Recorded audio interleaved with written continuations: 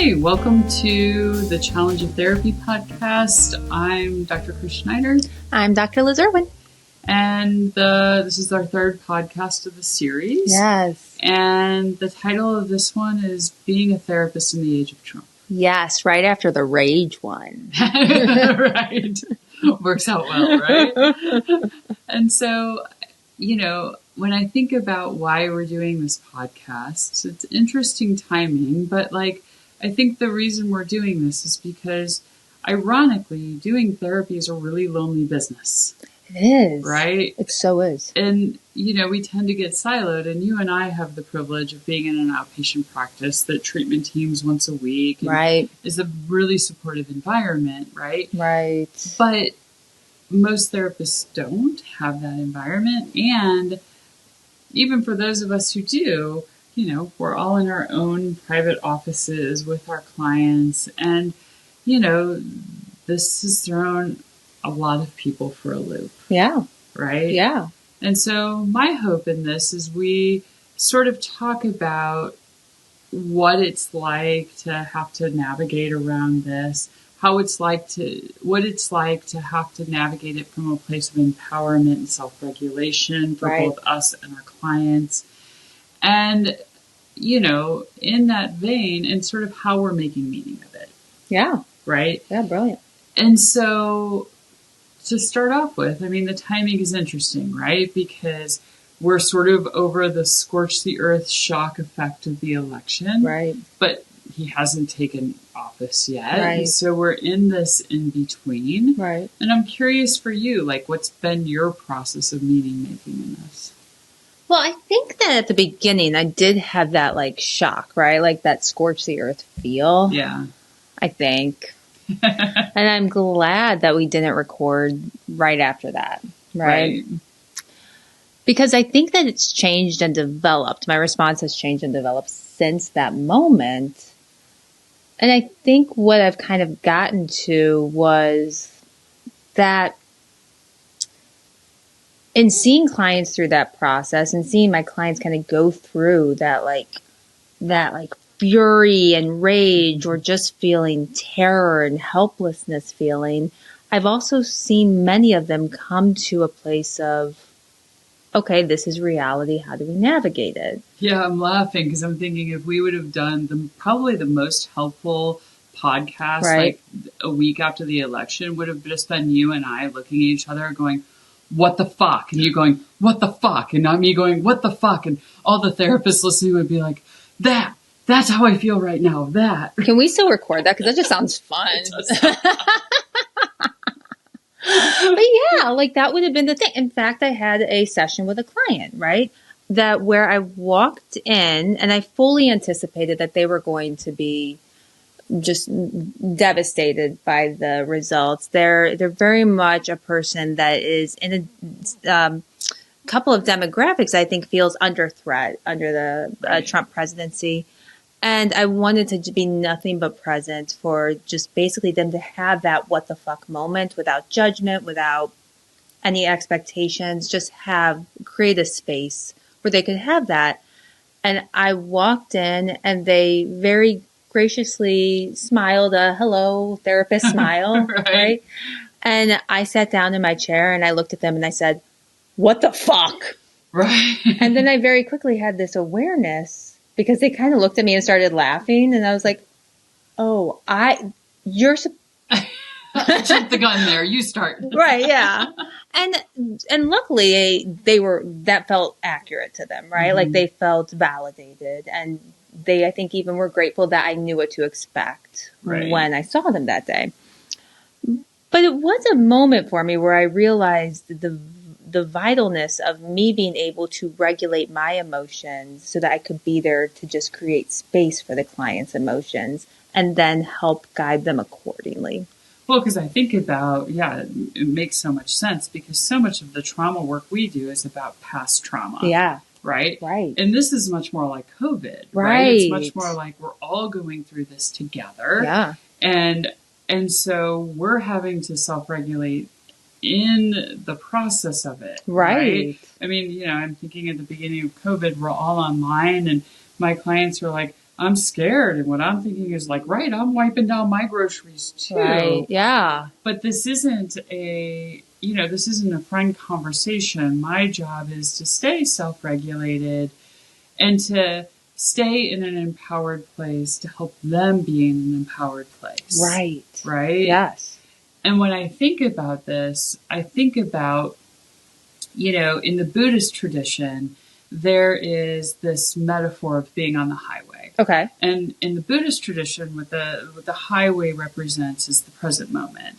And so this guardrail is anxiety about the future, and this guardrail is resentment about the past. Oh. And so the Buddhists would say, not all of them, I just put them on a category, but some of the Buddhist tradition would say, if you stay, you should see each of these as guardrails. Okay. And I started thinking about that a lot when I was thinking about staying on the highway and what that meant in the election. Okay. Right? And to me, what it meant in the election is the highway actually meant staying in self, like with a capital S, staying self-led. Okay. And this guardrail over here was rage. And this guardrail over here was helplessness. Oh, brilliant. Right? And so both rage and helplessness being an ego collapse. Okay. And that, trying to stay on the highway with your sense of self was the goal. Okay. Now, to that end, most of my clients came into session the first week saying, okay, Chris, I know how you feel about rage, because for those of you who listened to our podcast before this, we talk about rage a lot, right? I know how you feel about rage, but just give me a week or two on this one. And I have to admit, I'm like, that's fair, right? But, I really make a big deal out of not staying in rage or helplessness. Okay. But I'm curious about what you think about if that metaphor makes sense to you, or what you'd subtract or add to that. No, I think I'm really excited about it because I appreciate both the original idea of the metaphor, where it's basically resentment for the past or fear of the future, right? Mm-hmm. And so the way that we're looking at it, I think brilliantly, is like moving towards rage and I will not accept reality as is, or panic about what's to come, and I feel helpless at the ability to be able to navigate that. Yeah. Right? Yeah. So what you're saying is either of them are a lack of acceptance of the reality as it is. If you quote Dan Siegel, which I do a lot, he would say that mental health is the ability to accept reality as it is and emotionally regulate around it. Yeah. Yeah. And I think that what I'm really excited about in this is I think so often I have clients who, if we call out or identify the, lack of a better phrase, maladaptive strategy at place, rage or helplessness, I think so often it feels like we're saying you did something wrong, or people are saying you're doing something wrong, when I think instead what I'm hearing you say is these are all human experiences. Right. And if you need a week to have one of them, have it. Right. Right.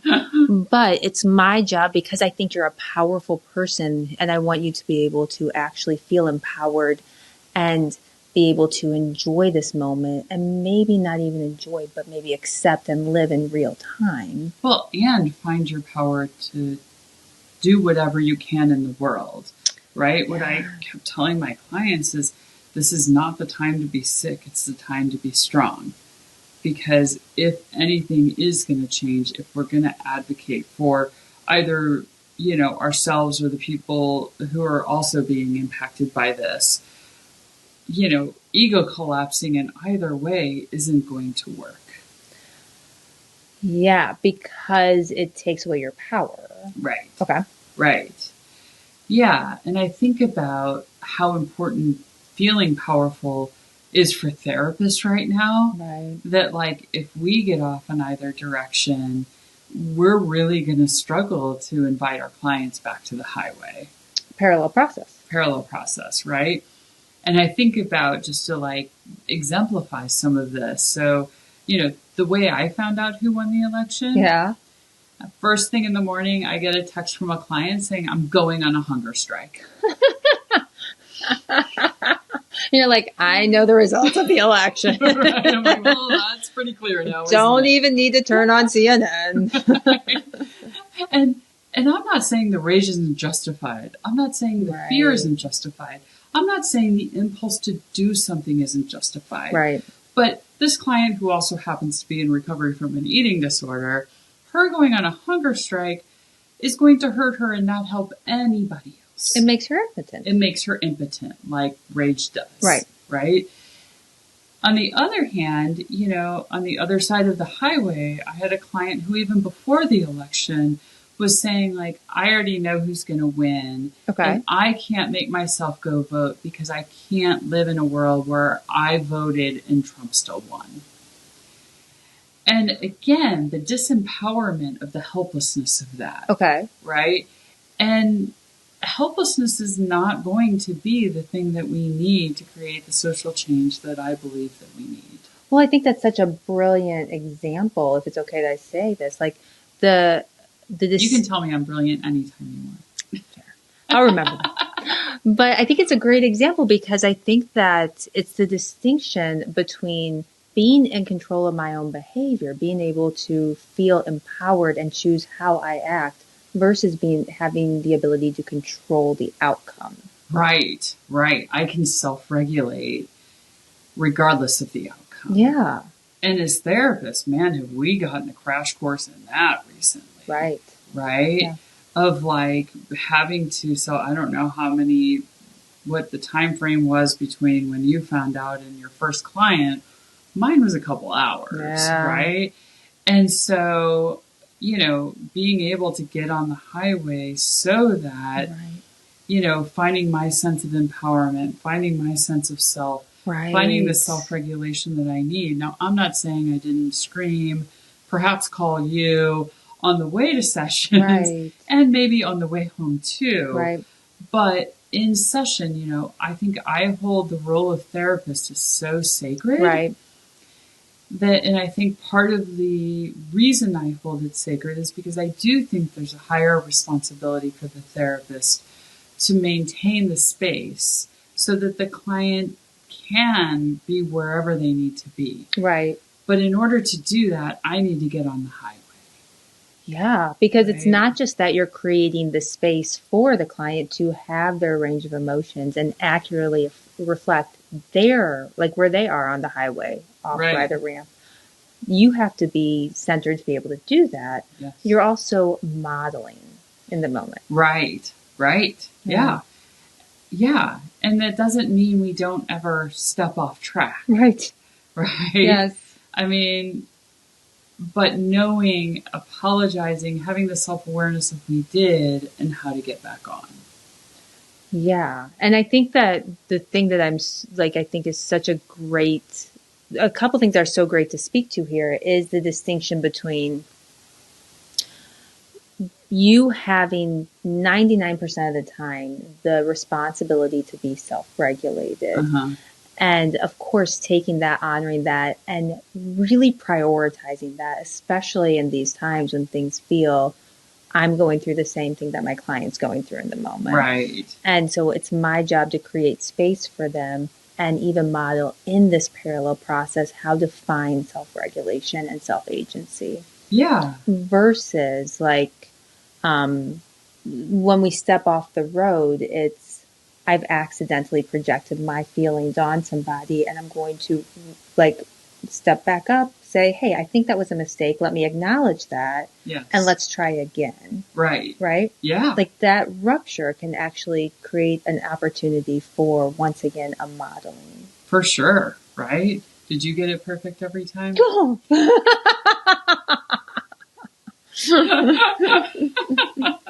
I didn't either. But right, to be able to say I missed a step here. Let me come back. Mm-hmm. Right. And it's my job, even though we both may be thinking, what the fuck? Right. It's my job to be able to come in and let you say that. Yeah. Right? Yeah, yeah. And give you the space to do it. And I may be thinking it and I may be able to validate it, but if I am validating, it's not from my place of dysregulation, Right. it's you. Right. Right? Yeah, no, it's like I am regulated enough to have empathy and compassion for where you are. I might be able to relate to that, which only increases my ability to have empathy, but I'm not projecting my feelings onto you. Yeah, didn't it seem like to you, like the minute my clients got sort of back on the regulation horse, back on the highway, then it came time for Thanksgiving. Yes, yeah. And it was like, okay. But, and I would have clients get off on either side of the highway as they started thinking about going home to maybe family members who voted for Trump or family members, whatever, right? And it was fascinating because I would sort of see that they could make the same decision either from the off-ramp or from the highway. And the decision would be perhaps the same, but the impetus behind it would be really different. And so just to give an example, because I'm not sure I'm totally being clear. So let's say you had a client who said, that's it, I just can't go home. Right. Well, that actually may be a self-led decision. Right. But it may come from a place of, look, Chris, I know that I am going to want to be in relationship with my family going forward. I can't regulate around this right now. And so I'm going to need to skip this Thanksgiving and maybe try again for Christmas. But right now I can't be respectful and I can't be regulated enough to stay on the highway. I feel like you're saying part of the highway metaphor, we can also bring in mindfulness, being able to be aware of when you're close to the careening and knowing how to respond to yourself when you find yourself careening to get back on the middle of the road. Yeah. And even the clients who came in, I don't know if your clients did this, but they're like, I'm going home for Thanksgiving and I'm going to tell everybody how they screwed me over and I hope they're happy and they deserve the next 4 years because this is what they got. Right? Yes. Okay. And again, I'm not saying the rage isn't righteous. Right. I'm not saying that this isn't hurtful. I'm not saying that they don't have a right to this. Yeah. And man, I wish rage convinced anybody of anything. Right. Right? Yeah. I wish that people would go home and rage out at their families and have their families go, we didn't know. Right. I'm so sorry. If I had known, like that's just not, have you ever been raged at and had your mind changed? It's just not how it works. Right. Because when we move in with rage, we tend to react with rage. Right. We're not on the highway. Right. Yeah. But, people from the highway may say, like, I need to go home and tell my family how incredibly hurtful their vote was. Right. And the impact it's going to have on my life. And I need to advocate for myself in this way. And from a highway position, that may be the absolute right thing to do.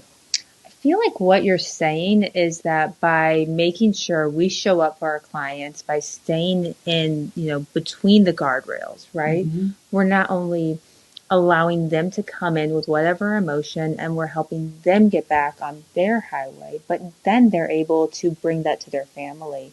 And while they might not come to a coming of minds around the results of the election, they can still invite their families to meet them on the middle of their highway between their guardrails. Yeah, because, the thing that I always talk about is an immature conflict resolution has all contempt and cut off, right? A mature type of conflict resolution is a complaint with an invitation, right? And you have to really be on the highway to say, hey, this is how this injured me. I want to invite you to my side, to understanding my point of view, to validating my experience. Right. But I understand the only thing I have power over is what I say. I have no power or control over what you hear. Yeah. Right? Yeah. And man, that is a hard thing when you're dysregulated. Right. It's like, it's trying to help clients make these decisions about how to interact with their family from a place of owning and holding their power while also not trying to take away their family's power. Yes. Right. And, and again, in the same way that we're not going to be perfect at this, they're not going to be perfect at this. But to me, that the challenge of therapy, so to speak, is to stay on the highway yourself, to invite the client to stay on the highway with the understanding that they may go off. But anytime somebody goes into rage, there tends to be a shame spiral afterwards, the rage shame spiral, right? Yeah. And when people go into helplessness, again, shame comes in because they're not holding their own sense of self, right? And so this idea of how do we do this from a place of empowerment?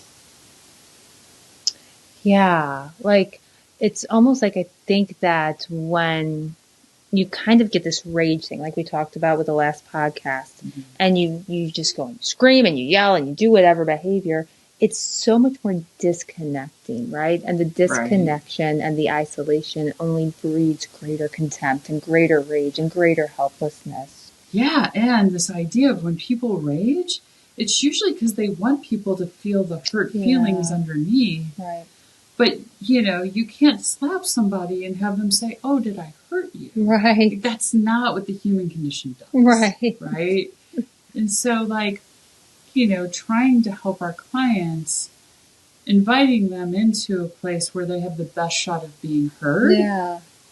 But, that means that you can be angry and you can talk about the hurt feelings. You don't get to rage out. Being heard versus purging my rage and hoping somebody else feels my pain. Right. Yeah. Yeah. Brilliant. Right. So hopefully this has been helpful for therapists, and maybe we should have done the scream circle early on. I don't know. That would have been an amazing first podcast. We just come on and that's the first podcast we did. That might have been absolutely hysterical. I can't tell you how much I would follow a couple of therapists that started out their first podcast like that.